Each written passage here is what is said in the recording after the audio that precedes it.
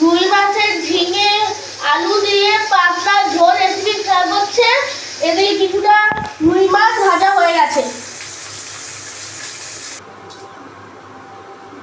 অল্প একটু মাছ থেকে ডিম বেরিয়েছে। এদিকে ডিম ভাজা হয়ে গেছে।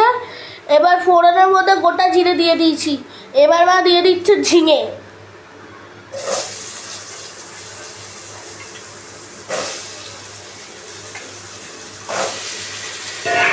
এবার ভালো মতো নাড়িয়ে দেবে।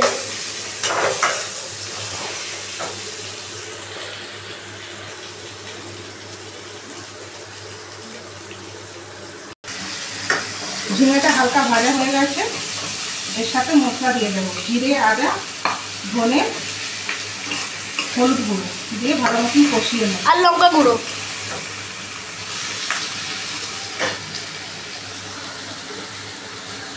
পরিমাণ মতন নুন দিয়ে দেবো, নুন দিয়ে ভালো মতন কষিয়ে নেব। ভালো মতো মশলা কষানো হয়ে গেছে এবং তেলও বেরিয়ে গেছে। এবার মা দিয়ে দিচ্ছে পরিমাণ মতো জল, দিয়ে ভালো মতো নাড়িয়ে দেবো।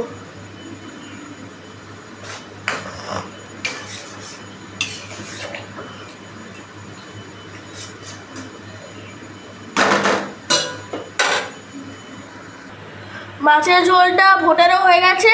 এবার মা দিয়ে দিচ্ছে রুই মাছের ডিম।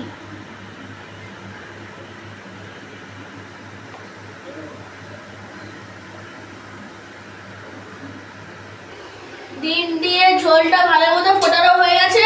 এবার মা রুই মাছগুলো দিয়ে দিচ্ছে।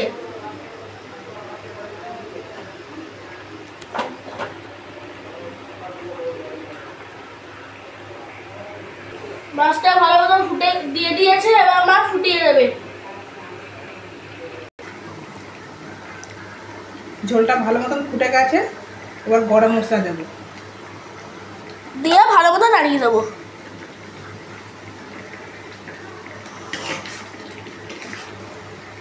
এবার গরম মশলা দিয়েছে, 2 মিনিট মতন ফুটিয়ে নিয়ে নামিয়ে দেবো। মা ভালো মতো মাছ রান্না করে দিয়েছে। এবার মাছটাকে নামিয়ে দেবে।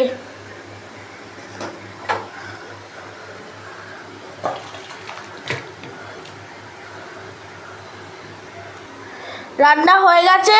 কেমন হয়েছে অবশ্যই কমেন্ট করে জানাবে।